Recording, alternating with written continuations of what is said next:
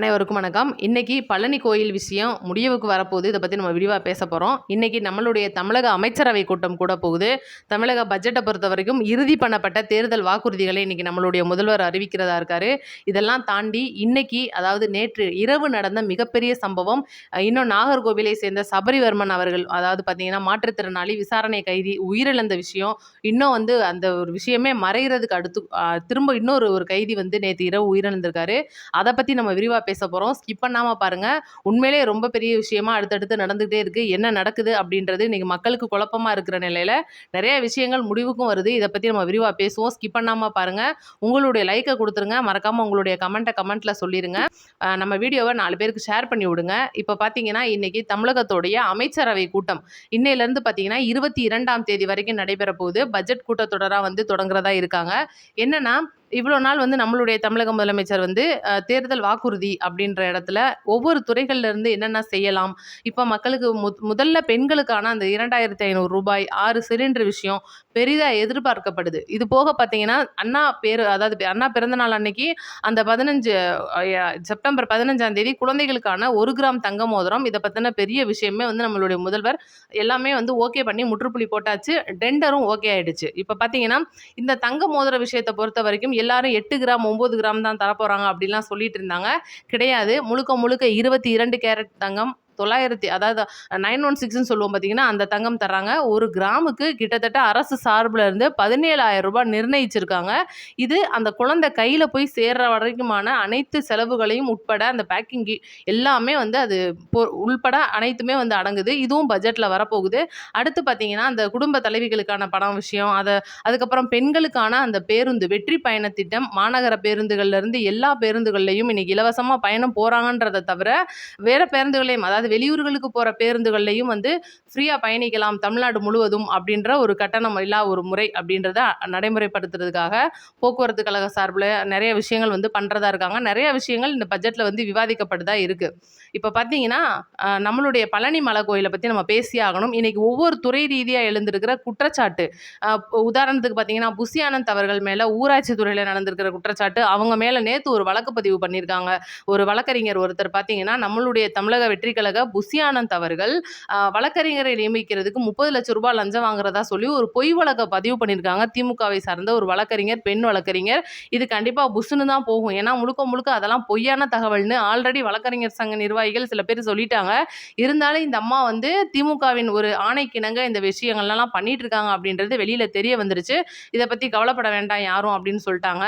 அடுத்து பார்த்தீங்கன்னா இப்போ நம்மளுடைய ரமேஷ் அவர்களுடைய அறநிலையத்துறை எடுத்துக்கலாம், மின்சாரத்துறை எடுத்துக்கலாம். இன்னைக்கு மின்சாரத்துறையை பொறுத்த வரைக்கும் நிறைய வீடுகளில் பார்த்தீங்கன்னா ஆள் இல்லாத வீடுகளில் திடீர்னு பில்லு வந்துடுது. ஒரு சில இடங்களில் அந்த மின்வெட்டு கட்டுப்படுத்தப்பட்டாலும் பல இடங்களில் பயங்கரமாக போயிட்டு இருக்கு. இதை பற்றி மின்சாரத்துறையில் மிகப்பெரிய ஒரு விஷயம் நடந்திருக்கு. கூடங்குளம் அணுமின் நிலையம், இன்னைக்கு உலகத்தரம் வாய்ந்த கூடங்குளம் அணுமின் நிலையத்தில் இருக்கிற மிகப்பெரிய ஒரு விஷயங்கள், அந்த ஃபைல்ஸ் பார்த்தீங்கன்னா டார்க் வெப் அப்படின்ற இடத்துல வெளியிடப்பட்டிருக்கு அப்படின்றது ஒரு பெரிய தகவலாக இருக்குது. இதில் பல ரகசியங்கள் இருக்குது. இன்னைக்கு இந்த அணுமின் நிலையமானது இந்தியாவுக்கே ஒரு முன்மாதிரி அணுமின் நிலையமாக செயல்பட்டு வருது. இதில் பார்த்தீங்கன்னா இப்போ புது அலகுகளை திறக்கிறதுக்கான முழு வேலைப்பாடுகள் முழு வீச்சில் நடைபெற்றுட்டு வருது. இதை பற்றின முழு தகவல்கள் அடங்கிய ஒரு மிகப்பெரிய ஃபைல்ஸ் டார்க் வெப்பில் ரிலீஸ் ஆனது அப்படின்றத ஒரு தனியார் தொலைக்காட்சி சேனலில் போடுறாங்க. அதுக்கப்புறம் இங்கிலீஷ் சேனல்ல அடுத்தடுத்து வந்துட்டே இருக்கு. இதை பார்க்கும்போது இதுல என்ன மாதிரியான வேலைகள் நடைபெறுது, எந்த மாதிரியான கட்டமைப்புகள் இருக்கு, எப்படி உருவாக்குறாங்க, எல்லா விஷயமும் அந்த ஒரு ஃபைல்ஸ் மூலமா வெளியே அது மிகப்பெரிய ஒரு அதிர்வலை ஏற்படுத்தியிருக்கு. கண்டிப்பா இதை பத்தி பேசுறதா இருக்காங்க பட்ஜெட் கூட்டத்தொடரில். இது போக பார்த்தீங்கன்னா வேற துறைகள், ஒவ்வொரு துறைகளிலும் எழுந்த மிகப்பெரிய குற்றச்சாட்டுகள். இப்போ பார்த்தீங்கன்னா பால்வளத்துறை, ஆவின்ல இருந்து பால் கூட்டியிருக்காங்க, சில பாக்கெட்களை குறைச்சிருக்காங்க, அந்த ஒரு சில கலர்கள்லாம் வெளியில வரமாட்டேங்குது அப்படின்றது. இந்த விஷயங்கள் பால்வளத்துறை மூலியமா, கால்நடைத்துறை மூலியமா, நிறைய துறைகள் மூலியமா நம்மளுடைய முதல்வர் அவர்கள் சில விஷயங்களை கேட்கறதா இருக்காரு. இது போக பார்த்தீங்கன்னா இன்னைக்கு குறிப்பா ஒரு வார காலமா தலைமைச் செயலக வாசல்ல கூடியிருக்கிற பொதுமக்கள், சென்னை வாசிகள் மட்டும்தான் போறாங்களா அப்படின்னு கேட்டிங்கன்னா கிடையாது. சில பேர் வெளியூரில் இருந்து கூட பயணித்து தலைமைச் செயலக வாசல்ல சில நாட்கள் அங்கேயே ரூம் எடுத்து தங்கி கூட தங்களுடைய கோரிக்கைகளை சொல்ற மாதிரியான ஒரு விஷயங்கள் நடந்துட்டு இருக்கு. இதை பற்றி நம்மளுடைய முதல்வர் அவர்கள் ரொம்பவே கோபமா இருக்காரு. ஒவ்வொரு துறை ரீதியான அமைச்சர்கள் மற்றும் அந்தந்த சட்டமன்ற தொகுதிகளுக்கான எம்எல்ஏக்கள்கிட்ட நேரடியாகவே கேள்வி கேட்டிருந்தாலும் சில பேர்கிட்ட விளக்கமே கேட்டிருக்காரு. ஏன் இந்த துறை ரீதியாக இத்தனை கம்ப்ளைண்ட் வருது, நீங்க என்ன பண்றீங்கன்னு சொல்லிட்டு ஒவ்வொரு அமைச்சர்களும் தன்னுடைய அலுவலகங்கள்ல வரக்கூடிய மனுக்களை பிரிச்சு பார்க்கறதுக்கே வந்து அதிகப்படியான நேரம் ஆகுதுன்னு சொல்லிட்டு ஒவ்வொரு அமைச்சர்களும் அந்தந்த சட்டமன்ற தொகுதிக்கே நேரா போய் அங்க இருக்கிற மனுக்கள் அந்த மக்களோட பொது மனுக்களை உடனடியா அங்கிருந்தே நீங்க வாங்குங்க, மக்களை அலைய விடாதீங்கன்னு சொல்லிட்டு நம்மளுடைய முதல்வர் அவர்கள் சொல்லியிருக்காரு. இந்த மாதிரி நிறைய விஷயங்கள் பட்ஜெட்ல பேசப்படுறதா இருக்கு. இந்த கூட்டத்தொடர் முடிஞ்சதுக்கு அப்புறமா இன்னும் நிறைய விஷயங்கள் நம்ம பகிர்ந்துக்குருவோம். அடுத்தடுத்த வீடியோவில் நான் சொல்லிடுறேன். இப்போ அடுத்து முக்கியமான விஷயத்துக்கு வருவோம். இன்னைக்கு தமிழகத்தை பொறுத்த வரைக்கும் லாக்அப் டெத் அப்படின்றது திமுக காலகட்டங்களில் நம்மளுடைய தமிழக முதல்வர் திருப்புவனம் அஜித் தம்பி அவர்களுடைய கொலை வழக்கை கையில் எடுத்து மிகப்பெரிய அளவில் ஒரு போராட்டத்தையும் நடத்தியிருப்பாங்க. தமிழ்நாடு முழுவதும் இது பெரிய அதிர்வலை ஏற்படுத்திச்சு. நம்ம எல்லாம் வந்து ரொம்பவே கண்டனம் தெரிவித்தோம். இன்னைக்கு தமிழக வெற்றி கழக ஆட்சி வந்ததுக்கு அப்புறமா இதெல்லாம் ஒழிக்கப்படணும், சில விஷயங்கள் நடக்கவே கூடாது அப்படின்ற இடத்துல இருக்கிறது இந்த கஸ்டடி வழக்குகள். குறிப்பாக கஸ்டடி மரணங்கள், காவல்துறையினால் ஏற்படுற அந்த கஸ்டடியால் ஏற்படுற அந்த மரணங்களை நம்ம ரொம்பவே எதிர்த்திருந்தோம். அந்த ரீதியில் பார்த்தீங்கன்னா இப்போ நாகர்கோவிலை சேர்ந்த அந்த சபரிவர்மன் அப்படின்றவர் மாற்றுத்திறனாளி, ஒரு பெட்டிக்கடை வச்சிருந்திருக்காரு. குட்கா வழக்கு அப்படின்றதுல அவரை கூட்டிட்டு போறாங்க. கூட்டிட்டு போன இடத்துல பார்த்தீங்கன்னா அவர் உயிரிழந்துடுறாரு. உயிரிழந்தது உள்ள அது போக அவர் உயிரிழந்த விஷயம் வந்து உள்ள சிறை கைதிகளால் சண்டையும் வருது அப்படின்றதையும் சொல்றாங்க. அப்புறம் காவல்துறை மூலியமா அவங்களுடைய குடும்பத்தினர் வந்து போஸ்ட்மார்ட்டம் அப்படின்றத கேட்குறாங்க. போஸ்ட்மார்ட்டம் நீதிபதி அவர்கள் கொடுக்குறாரு. பார்த்தீங்கன்னா கிட்டத்தட்ட 19 காயங்கள், பெரிய பெரிய காயங்கள், நெஞ்சிலுக்கு நேராக கோடு, இதெல்லாம் விஷயங்கள்லாம் கண்டுபிடிச்சிருக்காங்க.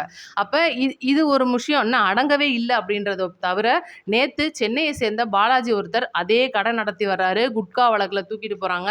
இரவு 7:30 மணிக்கு மேலே, அதாவது காலையில் இந்த விஷயம் நடந்துருது. காலையில் 7:30 மணிக்கு மேலே அவருக்கு திடீரென்று மாரடைப்பு வருது. அவரை வந்து ஹாஸ்பிட்டலுக்கு கூட்டிகிட்டு போகிறாங்க. கொஞ்ச நேரத்திலே அவர் இறந்துடுறாரு.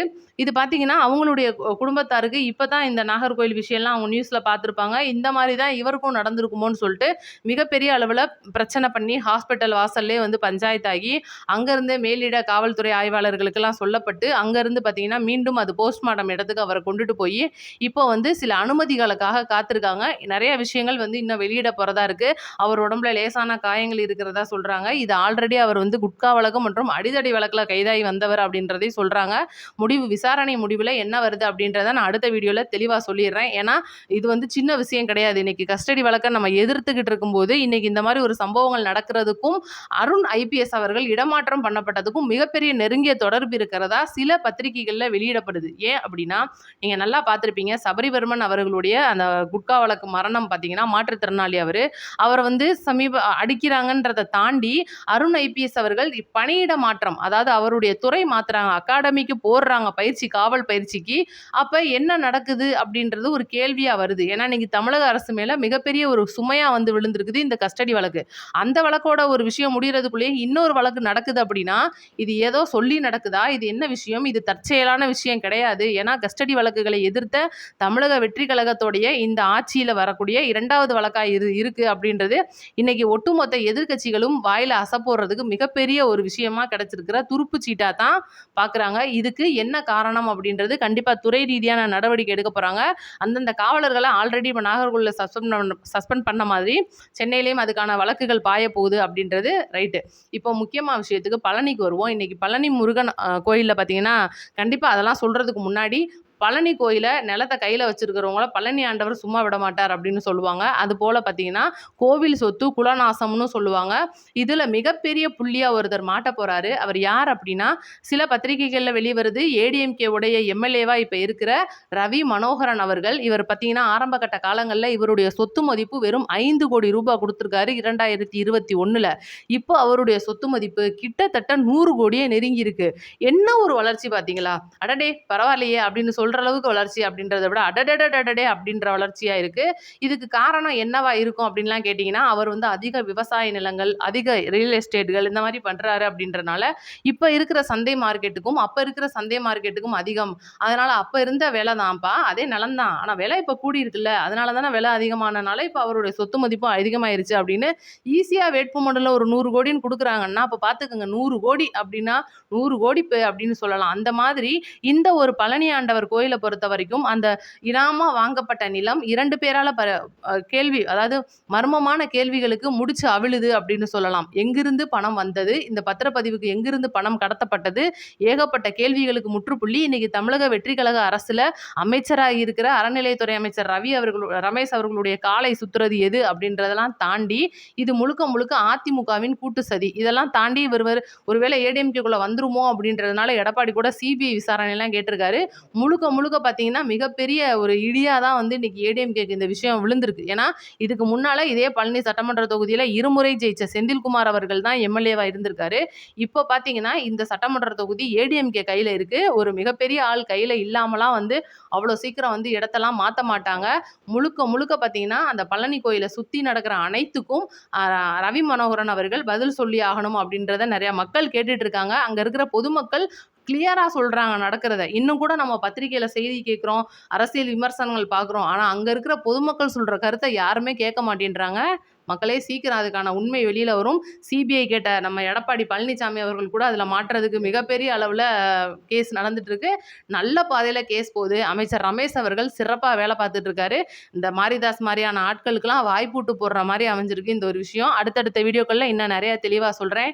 நம்ம வீடியோ 4 பேருக்கு ஷேர் பண்ணி விடுங்க.